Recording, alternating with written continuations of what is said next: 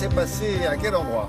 Alors, ça s'est passé au Jardin des Tuileries, donc ça s'appelle le Pavillon des Arts et du Design. C'est la 21e édition. Et ils ont une édition parisienne, une édition à Londres. Bon, j'étais à Paris, ça va. Ce qui est... Ouais, non, mais non, c'est une rigolade. Vous allez à Milan et... Oui, je vais à Milan tout à l'heure. En plus, je alors, parle là tout à l'heure. On ne peut pas aller à Milan et à Londres au même moment. Non, c'est vrai. Donc, Pavillon des Arts et du Design, on va dire que tous les collectionneurs internationaux se précipitent dans cet endroit parce que c'est vraiment un mélange d'art contemporain ou d'art ancien, d'art primitif, de bijoux et de design contemporain, justement. Donc, je me suis intéressée aux galeristes femmes parce que figurez-vous que depuis quelques années, il y en a beaucoup qui arrivent, qui créent des galeries autour du design contemporain. Pourquoi? Comment? Regardez. C'est-à-dire sur les hommes, ils ont des boutons,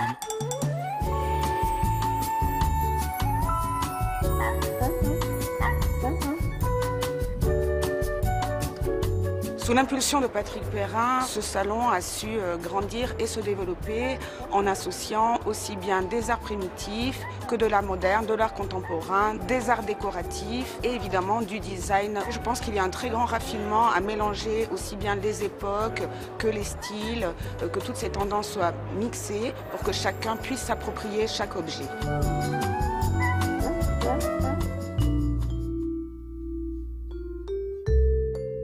Les pièces qui sont éditées par la galerie sont vraiment le fruit d'une rencontre et d'un travail commun. C'est une collaboration, c'est aussi, on va dire, un accouchement, mais qui se fait toujours dans le plaisir. Ce qui est très intéressant dans notre métier, c'est que nous sommes là de la création, de la naissance à la production, à la vente. Donc nous sommes vraiment sur toute la ligne de naissance et de vie de l'objet, et c'est ça qui est passionnant.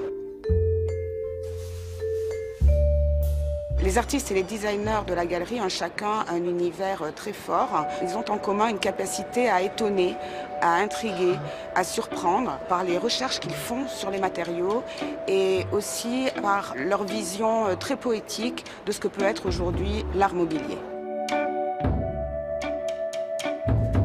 Moi, j'ai fait des études de lettres, j'ai fait Sciences Po à Paris, j'ai travaillé longtemps dans la communication, j'ai travaillé également au Quai d'Orsay et à un moment donné, j'ai décidé de fonder ma galerie. Et j'ai souhaité passer le pas, être davantage impliquée dans la création, puisque être galeriste, être éditeur contemporain de design aujourd'hui, c'est vraiment donner naissance à des pièces uniques ou en édition limitée qui sont produites par nous et vendues uniquement par nous.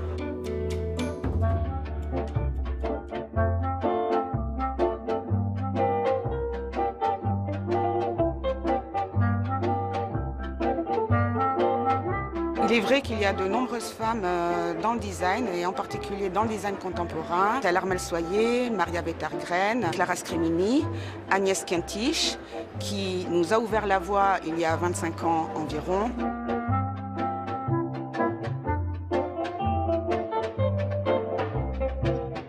Je ne sais pas s'il y a une particularité du regard féminin, mais il y a cet engagement dans le design de toutes ces femmes de qualité. Et peut-être justement parce que le design contemporain, c'est donner naissance à des œuvres.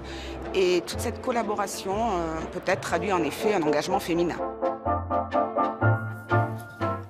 Alors, c'est jusqu'à... Ça, c'est terminé? C'est terminé, ah ouais, mais prochaine édition à Londres. en octobre à Londres. Ouais, je viens de noter. Mais non, tant que c'est pas Johannesburg, ça va. Ah bah ça Merci beaucoup.